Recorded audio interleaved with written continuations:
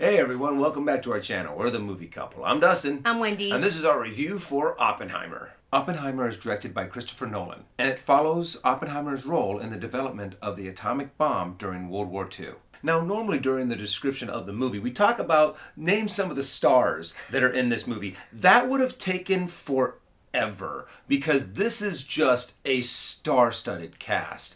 I mean, just how many different faces are in this movie is incredible. And this is one of the big, summer blockbuster movies that is highly anticipated. Most of Christopher Nolan's movies are always highly anticipated because when you go to the theaters, it's going to be just a big spectacle. It's going to just have amazing cinematography, amazing sound, amazing lighting, amazing everything, because that's kind of what Christopher Nolan is known for. Yeah, I feel like the cinephiles, so not just fans of Christopher Nolan and his work, but I feel like the cinephiles would want to really going to be going out to see this. This is being offered in IMAX as well as 70 millimeter. I believe we watched it in 70 millimeter. And here's a cool thing. It's not cool that it happened, but we were maybe about like 2.5 minutes into the film when the lights came up and the film stopped. And we're not sure exactly what happened, but they had to, because it was on film, we saw it in IMAX 70 millimeter. I believe, because somebody came in and said, we want you to see the film in the format and in the form that it's meant to be, in its rawest form, that the director is intending it to be seen by audiences.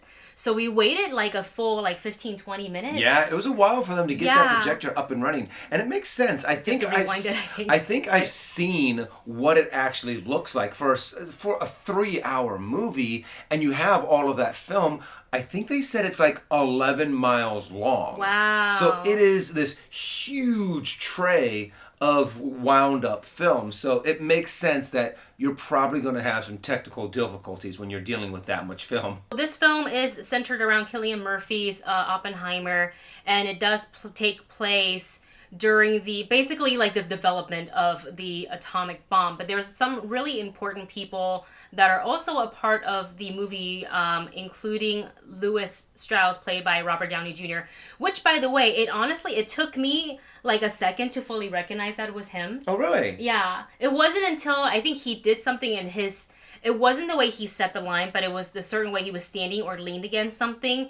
And it wasn't that I was like, oh, that's Robert Downey Jr. stance. I was like, oh, that's that's the way Tony Stark would stand. I'm sorry. I know this character is so much more different than Tony Stark. Different. And it was just in that one incident where I was like, oh. But anyways, and that's when I was like, oh my gosh, because he, with hair and makeup, looked really, really different. So it kind of...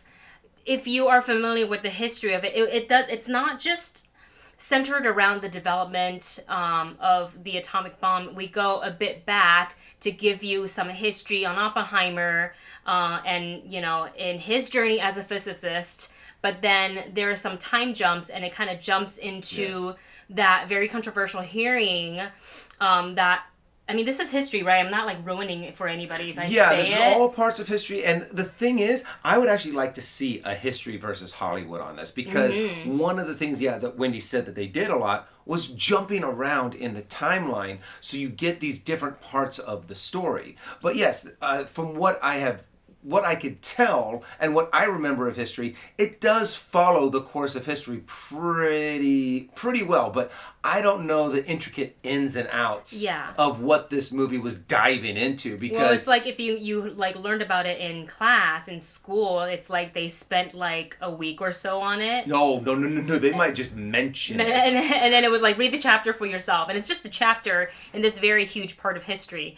So I would say if you're not familiar with the history, maybe do some Googling and read up on it prior to, because not that it's hard to follow, but this movie is really dense. It is not an action film. It was never built as an action film, even though it surrounds an atomic bomb.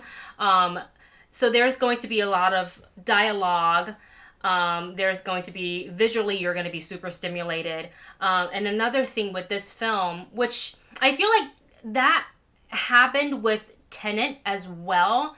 I don't remember if this was the case for Dunkirk because I don't remember having this problem.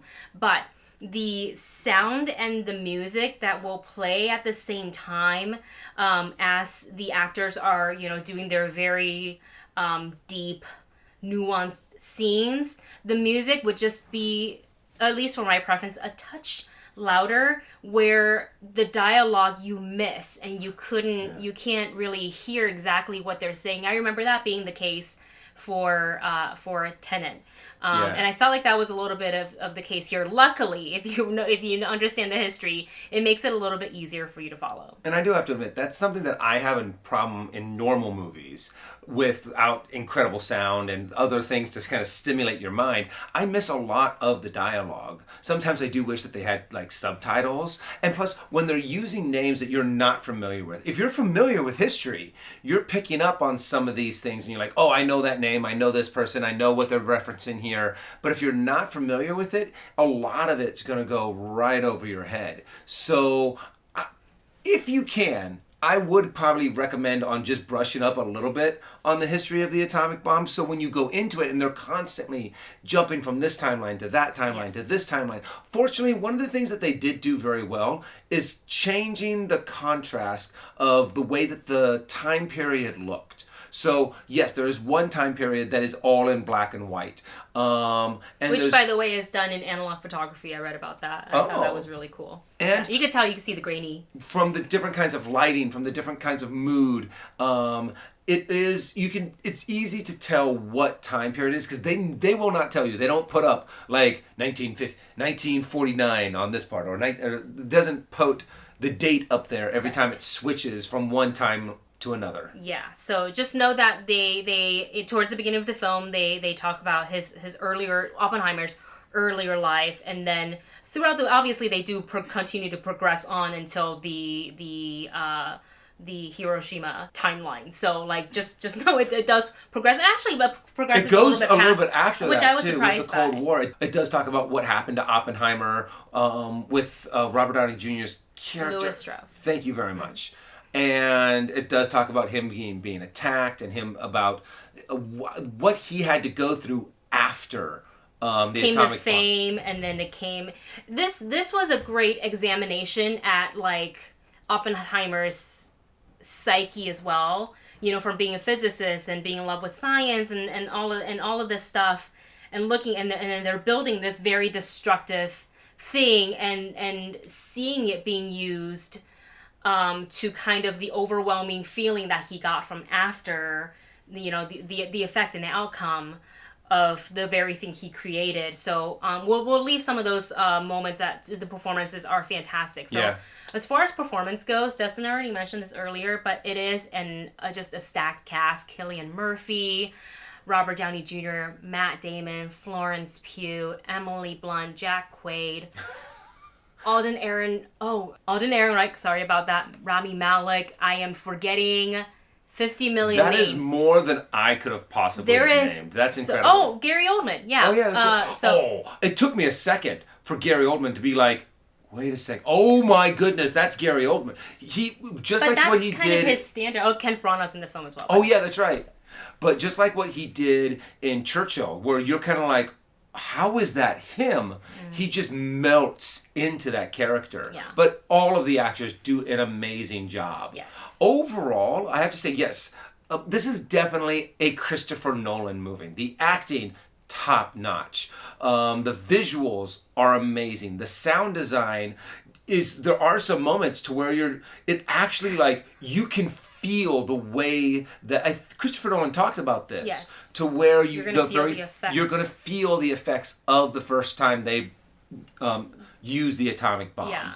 And the design of that was great. The tension that they built with it. I do have to admit, the dialogue was very difficult to understand sometimes. And also, it was just so all over the place. It was really hard to kind of keep track of what exactly was going on. But it is dense. This is a 3-hour movie So buckle in, get ready, and just be prepared to just get bombarded by all of this story, all of this character, all of this visual, and just to be like, you're going to be overwhelmed a little bit. Yeah. Visually, I expected this. It is stunning. It is. Do I dare say this is like Nolan's most like visually stunning film? Gosh, it might be. There are a lot of things, the moments visuals are that do that. insane. Sound design is great. I really wish they could have evened out, that find that balance between like the musical score and the dialogue, because I really did feel like I missed a few words here and there. Not as bad as Tenet. Oh yeah. I want to talk about what you kind of touched on for a second, which was when Christopher Nolan said that the audiences, like, he wanted the audiences to feel the effects of the atomic bomb. And like, I love hearing a director say that, and I was like, okay, so how is this going to be executed? How is this going to be delivered to the audience? So I was like, that was the one thing I was waiting on, and we're counting down to it. And I mean, there's a whole, like, I was kind of almost edge of my seat, and I was like, all right, here we go. How are we going to do this? And I am not going to say how they did it, because if you choose to see this movie, I would like for you to experience it for yourself. It didn't go the way I was expecting it to go. It's actually so much better. And then I got emotional, which I was not expecting, because I was like, I know the history of this. And it's just the effects of it, and just there was a very overwhelming feeling that I didn't like full on cry, but I had tears in my eyes, and I was like, oh dang, okay, I see what Christopher Nolan is talking about. So look, you can look forward to that moment in the film. As far as the length of the film goes, it is 3 hours and like plus a little bit, I think, with the credits. It's a really long film. It covers a great piece of the history. However, I don't feel like it needed to be the 3 hours. I feel like it could have shaved off 30 minutes easily. We made a comparison in the car on the way back, and we were thinking about how towards the end it kind of, especially in the third act, it felt like in Lord of the Rings, the Fellowship, where it was the Return of the King, Return of the King, last sorry. one. Where it felt like it ended, but then didn't end because the screen came back up, and it was another ending and another ending and another ending. I kind of felt like that multiple times through this movie, and I'm like, wow, it seems like they're wrapping things up, but yet I was like, but this hasn't happened yet. Yeah, and I know we still have like 2 more hours to go, so that does there's that constant tension, that constant like, is this the end of the movie? But you still have a long ways to go. Yeah. So with that said, we're going to go ahead and give you our rating for the film. The movie couple rating is listed for you in the video description below. And Dustin, what is your rating for Oppenheimer? Well, first of all, if you are a Christopher Nolan fan, you're going to eat this up. You're going to love every second of this. You're going to love, because it is just filled with Christopher Nolan's signatures, with Christopher Nolan's magic and just artistry. So I would definitely, if you are a Christopher Nolan fan, yes, go see it in IMAX. Go see it opening night. If you're more of a casual moviegoer, I still recommend seeing this in the theaters. I'm going to give it a matinee. Okay, so very similar. I also have a 2-part rating for this. I would say I feel like I don't need to speak to the Christopher Nolan fans. They already know what they're going to do. Yeah, you guys are going to go see it. Yeah, so I don't feel like I'm talking to you guys, because your mind has already been made up. You're going to see it in whatever the best format that is available to you. For the people who have been very intrigued by the trailers and you want a true theater experience, I would say check it out. And try to see it in IMAX 70 millimeter if you can, because that is what it's intended for, and it is beautiful. So if you have a theater like that near you, great. Something with really good sound, so you can feel that boom. Yeah.